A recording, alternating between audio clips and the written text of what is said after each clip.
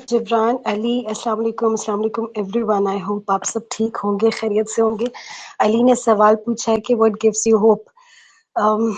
मेरे पर जहन में इतनी सारी चीजें आ गई, लेकिन मैं आपको बताऊं, जब मैं कभी इस बारे में सोचती हूँ तो मुझे एक ही चीज उम्मीद दिलाती है, और वो ये है कि लड़ाई खत्म नहीं हुई।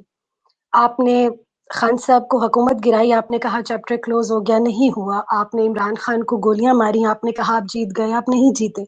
आपने उसे कैद कर लिया, आपने कहा तहरीक खत्म हो गई, नहीं हुई। आपने हमारा पूरा मुल्क से मैंडेट चुरा लिया, आपने कहा आप कामयाब हो गए, आप नहीं हुए।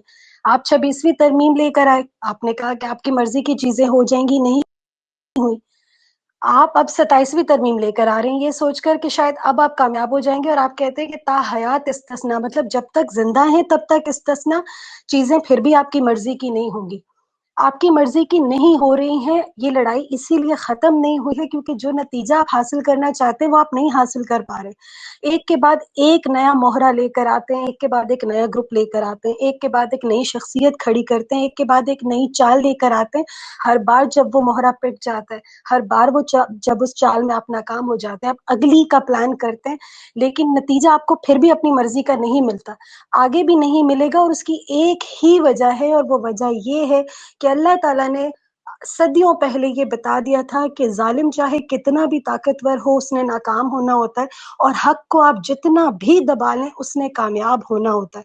और वो जो हक पे डट कर खड़ा हो गया ना, और जिसने सारी दुनिया को एक अपने रब पे भरोसा करके लात मार दी ने, और कहा कि मुझे अपने रब पर ईमान और अपनी आवाम की ताकत से इंशाल्लाह मैं बाहर आऊंगा, हो ही नहीं सकता कि मेरा परवरदिगार उसे रुसवा कर दे, और करप्ट, जालिम, नीच, चोर, डाकू ये सारे कामयाब हो जाएं और फतहमंद होके अपने झंडे लहराते निकले। ये उसके इंसाफ के खिलाफ है, ये उसकी कुदरत के खिलाफ है, ये चीज कभी नहीं होगी। मुझे नहीं पता कि लड़ाई लंबी कितनी चले, लेकिन इसका इख्तिताम इमरान खान के फाते होने पे, इस हक के फाते होने पे होगा।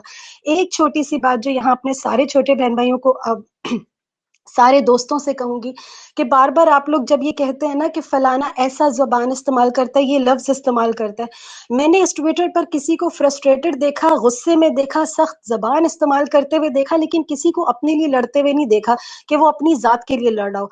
किसी का गुस्सा और फ्रस्ट्रेशन भी जो है ना, वो इमरान खान की जात के गिर्द घूमता है। हर इंसान की मोहब्बत का इजहार अपने तरीके का होता है, उसका गुस्सा भी इस बात का इजहार है कि मेरा लीडर बाहर क्यों नहीं है, 2 साल से कैद है, रिहा क्यों नहीं है। उसकी उस फ्रस्ट्रेशन के पीछे छुपी तकलीफ को समझें, और जजमेंटल होने से पहले अंडरस्टैंड करें कि लड़ाई उसकी भी इमरान खान के लिए है, और जो दलाइल से और नर्म लहजे में बात करता है, बात उसकी भी इमरान खान के लिए है, क्योंकि हम सब का यहाँ मकसद ही इमरान खान है।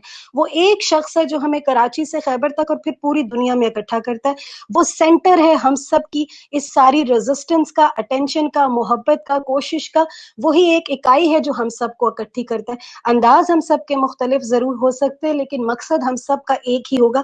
अपने आप को वो एक दूसरे को वो ड्यू रिस्पेक्ट जरूर दे। Thank you so much Jibran and Ali, thank you so much everyone. क्या आपने बेहतरीन बातें की।